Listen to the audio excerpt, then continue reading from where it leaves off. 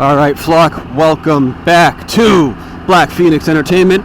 We're going to talk more about professional wrestling, and it is getting super interesting at this point. I am done with the backyard. I'm done talking about how we came up, all those steps that we took when we were kids, up until the point where I stepped into a professional ring onto the underground and independent scene.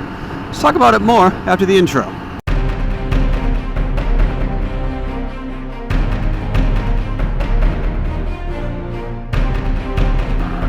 Okay, so after I kind of watched over some videos and I've been talking about wrestling and just going over footage, stuff like that, I realized in my last video I made a slight timeline error in where things kind of got laid out, which is going to happen. I mean, this stuff happened 20-something years ago, over 20 years ago, depending on what I'm talking about.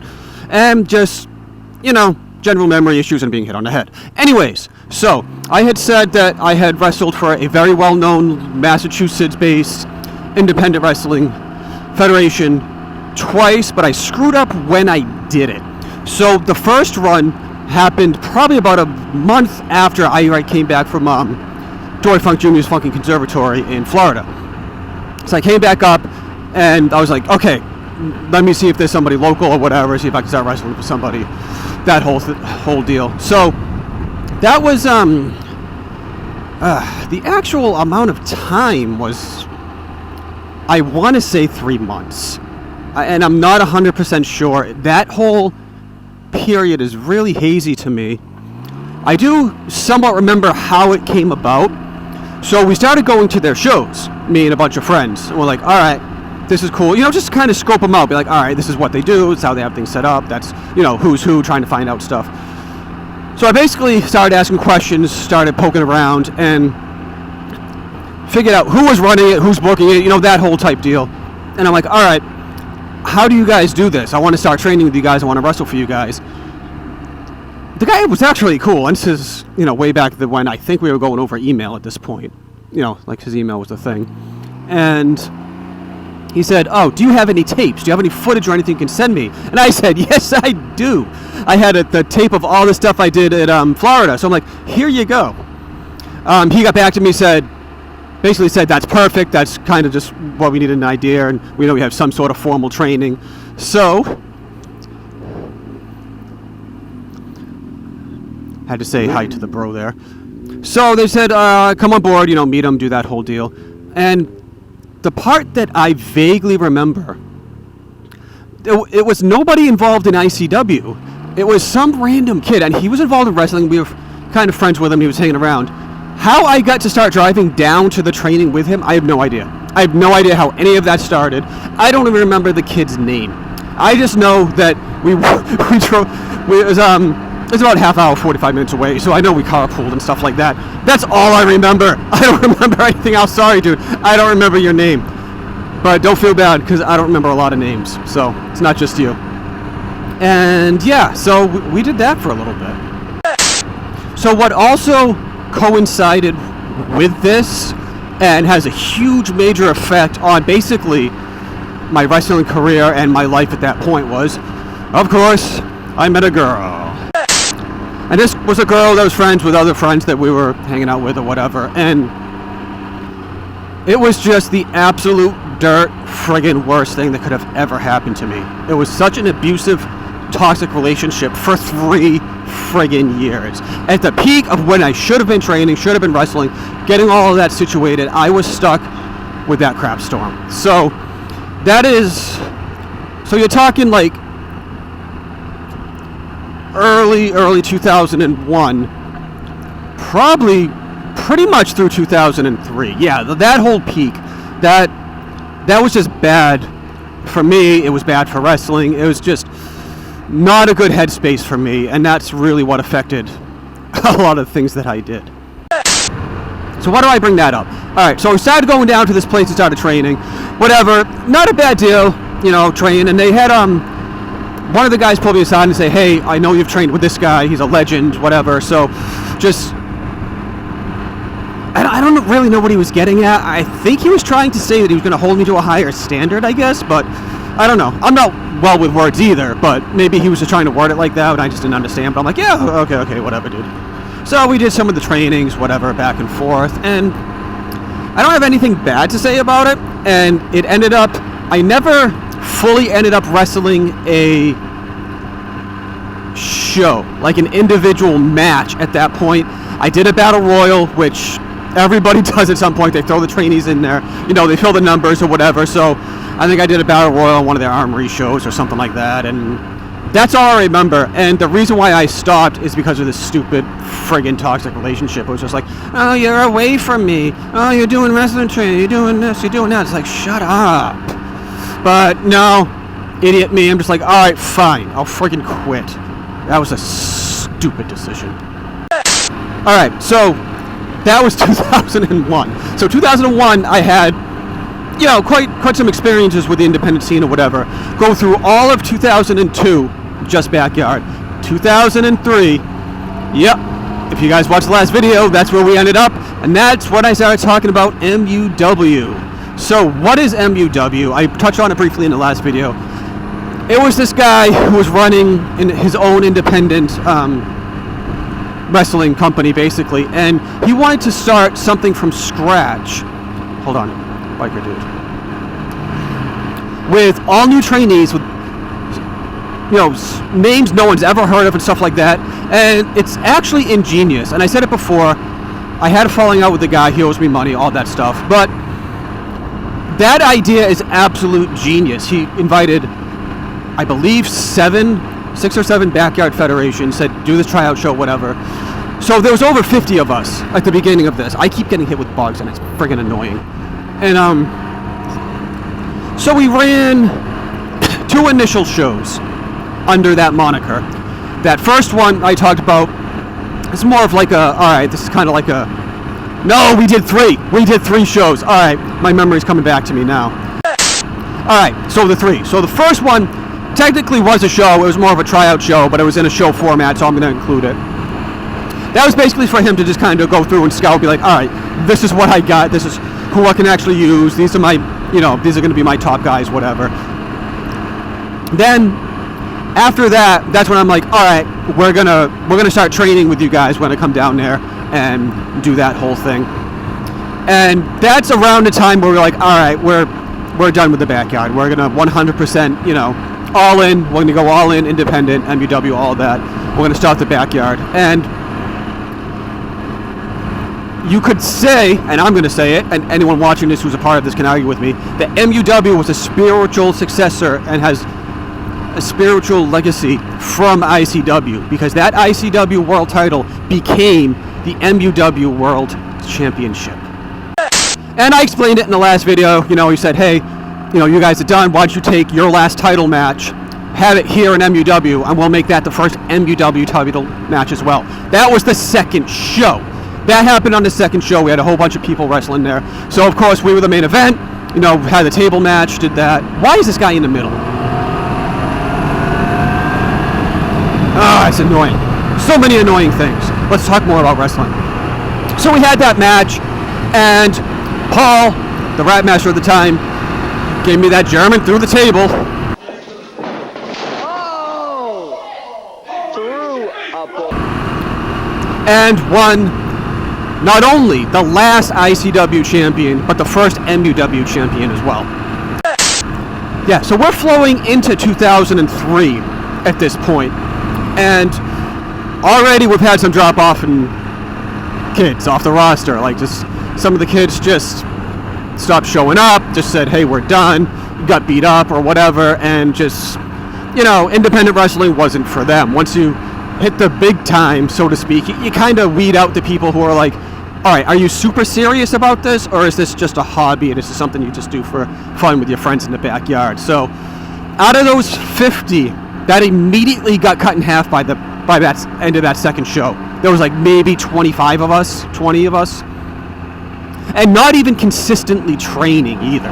Like, training days were maybe 10 to 15, give or take some people. It was 3 days a week, so it would rotate out. So you might, you know, by the end of the week, you would be getting all 20, 25 people in there at least once. Now, the interesting thing with MUW is we were spending so much time down there we basically became friends with these guys, with our trainers. Our trainers were a well-known tag team on the New England independent scene, and the guy running it, we would legit hang out like after shows. Whoa, woohoo! Little sliding action there, and yeah, we would just hang out. We'd go out to eat. We'd do stuff, you know, non-wrestling stuff or whatever. I get it. Like, looking back on it, it made us closer, made us tighter, made the training easier, made everything, all the chemistry better. But from a business perspective, I don't know.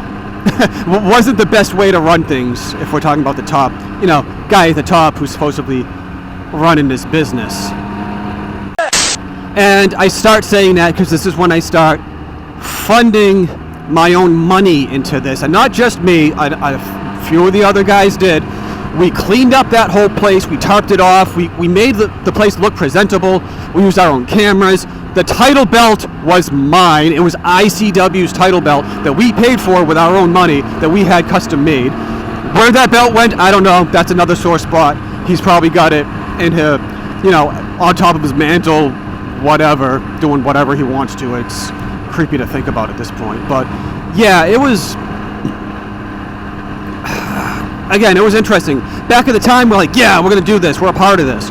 It just should have been more cut and dry. It should have just been more legitimate. Like, all right, not only are you guys wrestling here, but you're also a part of the company and you're helping me run it.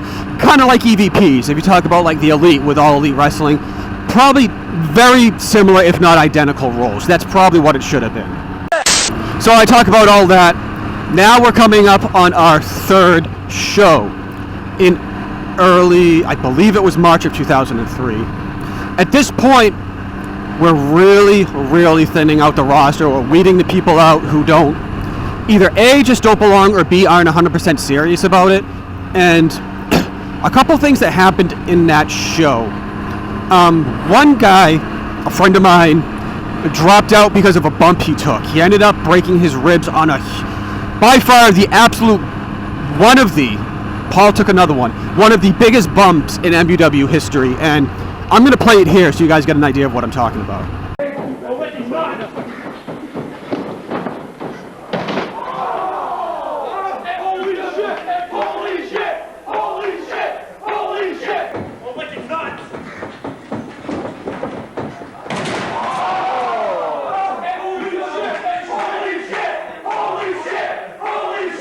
Yeah, so that was definitely broken ribs and some other stuff. I didn't know he was going to do it like that. We had talked about that. We had set it up. And he was supposed to flip. So that way he took it a little bit cleaner. He, obviously, he didn't flip. Oh, man. But yeah, that was pretty much the last thing he did. So we had this show, and me and Paul and the ICW guys, we had a huge role in that show and then the next show running, and it shows. I think you start seeing the influence of what we did in the backyard come into the underground, and I don't know if it rubbed people the wrong way, but you know, seeing basically the entire roster from one backyard fed main event and run everything. But I said it to a few guys in the locker room, well, what we had as a locker room. I said, then step up. Like, really, like, one guy, he pointed right at me and goes, oh, you know, you're always in the main event. I said, then step up. You know, I'm here, you're here. We can all be up here. You just gotta, you know, put in the effort. I'll train you. I don't care. I'll train you, even though we're all sitting here being trained. I'll tell you what I know, but, I mean, you can't be mad at somebody if you're not putting in the effort and then expect to just be like, oh, yeah, let me just throw me in the main event. So talking about that main event match of that show, it was also the last show in general for a few people from ICW. Most notably, the Rat Masters crew. Big Daddy Drew was a part of that. He took a big bump off the apron too. You're going to see that in the match, because I am going to show that match in its entirety, and I'm going to commentate over it. And yeah, so overall, that's one of the things I remember the most. I do remember that match happening. Maybe mostly because I've seen it so many times. Maybe it's not so much memory. Maybe I've just memorized the tape of it, and it's just slowly becomes a memory. I don't know. I don't know how the human brain works. But yeah, up to that point, I was yeah, all in as I could be, because again, still dating the bitch, and yeah, still having issues. So it's just going back and forth, the travel, all of that, the late nights. Like, we literally stayed overnight at that building for that show. I think we were all awake for 24 hours. We may have gotten a couple hours of sleep in between, but we drove all the way down there, got everything all set up for the show, stayed overnight, woke up in the morning, still got stuff ready, and we were ready for when everybody else came in and ready for the show. Like, it's just, man, the hours we put in and the dedication and time these guys put in is just, it's nuts.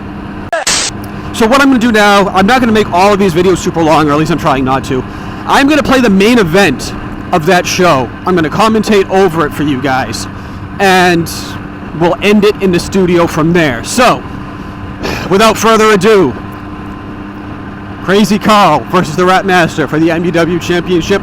Take it away, Studio Ryan.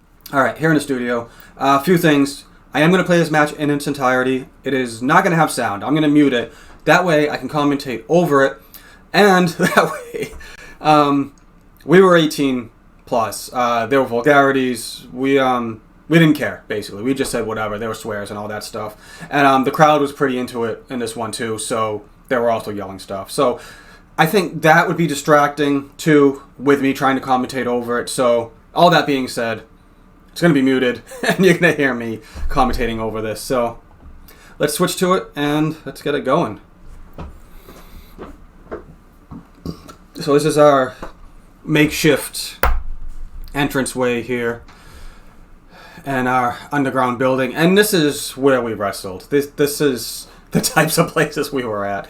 And there is 2003 Crazy Carl.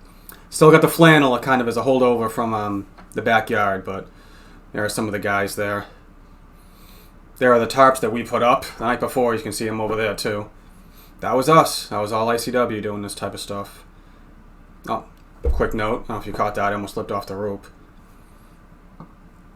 I had wrestling shoes. I wasn't too fond of those. I ended up switching them out for actual wrestling boots. I just, the camera didn't pick it up, but I just kicked a chair out of the ring there. Like, no one cleaned up after matches before. I was just like, nope, don't need this in the ring. So, coming up here. Here's an interesting note. This is the Rat Master with his full crew. I think it's the one and only time in MUW he had his full crew with him. You got, there's Big Daddy Drew, there's the Dealer, both from ICW. You guys probably recognize them from some clips. That is Morgan. This is her one and only appearance.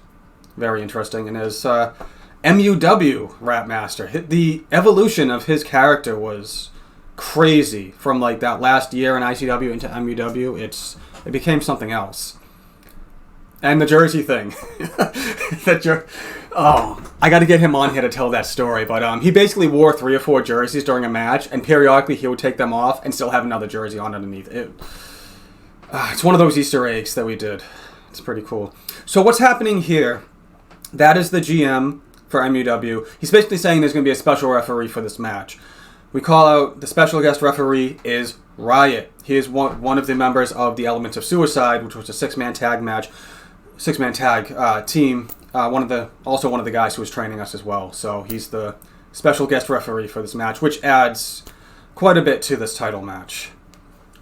And there he is, getting ready, getting his referee shirt on.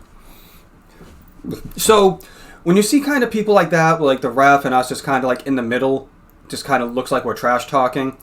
I know, I'm going to expose a few things here. No big secret there, spoiler alert. We're just kind of talking over stuff, really. We're just like, hey, this is what we're doing, this is where we're at, let's go. Alright, so now let's start the match. And again, to put this into perspective, me and Paul have been wrestling each other for years. There's a tie-up, there's a okay headlock, shoulder block, took him down. Nice clean hip toss there. Pacing was a little off here, but, you know, we got it done. Arm drag, Japanese arm drag. But what I was going to say is, me and Paul wrestled each other so often that we talked about some stuff for the most part. For this particular match, we talked about a lot more than we would have just because it was the first title match. That's a cool move right there. I like doing that. That was supposed to be something else, but we ended up turning it into a double clothesline and square off there. So, you know, even the best of friends, best of combatants have their issues here. Some crowd playing here.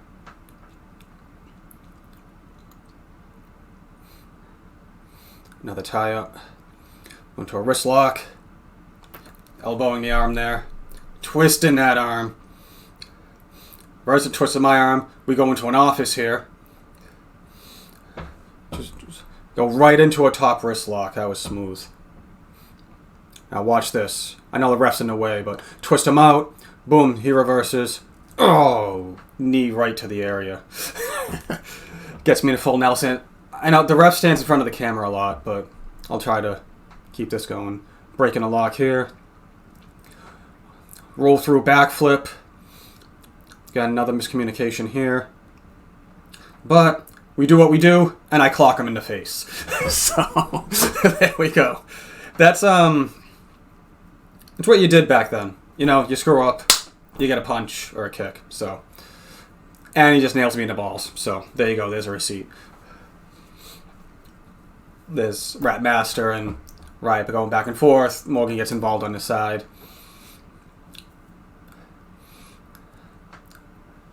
Goes for a power bomb. I sneak out the back.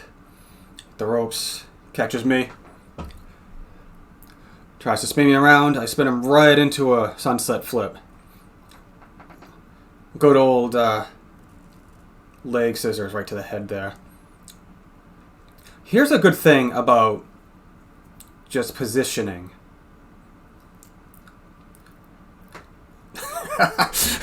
My patented front flip off the apron right onto him. Positioning is in, he's rolling out that way. I know what the next thing's going to be. He's going to come around. So that's me crawling to the right corner. You learn stuff like that in timing, positioning, and all that fun stuff. Roll him back in. Again, another timing, positioning thing. Wait for him to come around. Boom. Catches me. Spins around right into a nice Hurricane Rana.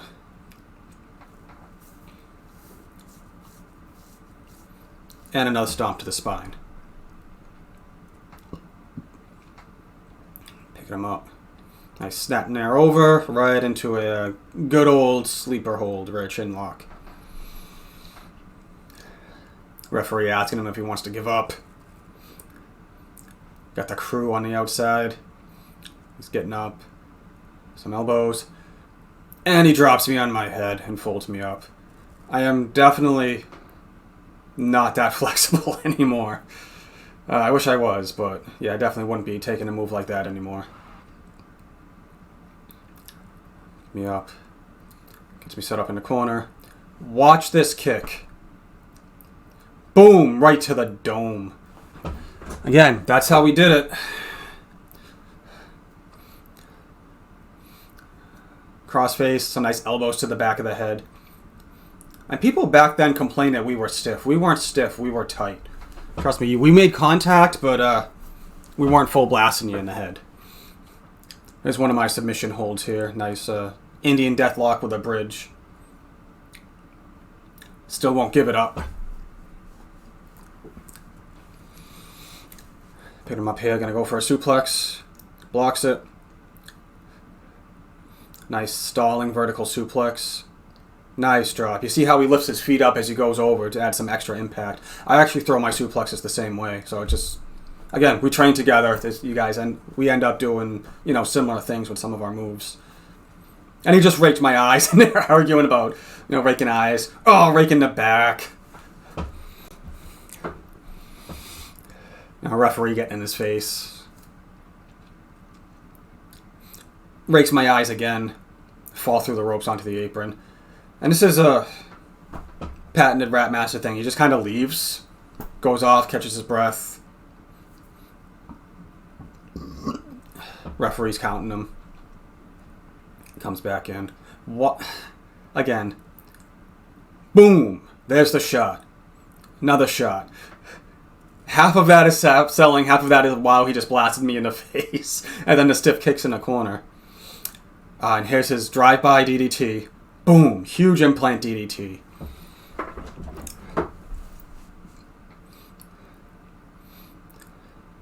Rolls me to the outside. This is a fun thing. Watch where he lands. He's looking for me, looking for me. Goes for his moonsault, lands on the couch. Oh man, we still talk about that to this day. Like we'll see people who are at the show. They're like, "Hey, remember that time you did a moonsault on a couch?" Roll him back in, and I love what we did for this ending. Love how this all panned out. So pick him up, call for the ending, hit him with the curl cutter. Huge cutter. Morgan gets up on the apron, distracts the referee. Oh no, I see Big Daddy Drew on the other side. Super kick to the sign. He falls down, takes a nice bump. Red Master grabs his clock. Oh man, right to the dome. Breaks that clock right over my face. Referee's like, I don't know what's going on. Everyone's telling him to count. 1, 2, 3. Match is done. Yeah, that was a clock. So that's it. I hope that was somewhat entertaining for you guys and seeing what we used to do. And really, if you want to see more of this, I have all of the MUW stuff. I can go match for match for things like that. I can get the Rat Master back on, and we can talk about things, all ICW, MUW, professional wrestling in general. So, but yeah, I'm going to carry on with our professional wrestling stories. And I appreciate all you guys, peoples, flock, members, viewers, subscribers. If you're a viewer and not a subscriber, you should be. I'm going to talk about it now. I appreciate all of you, but you should go down there, leave me a comment, let me know that I'm doing a good job, and like, subscribe, share this to some people who might be interested in professional wrestling or, whatever. Who knows? All right, with all that being said, it's enough rocking with the flock. I appreciate you guys. Be on the lookout for more videos and more professional wrestling videos. I'll see you guys on the next one.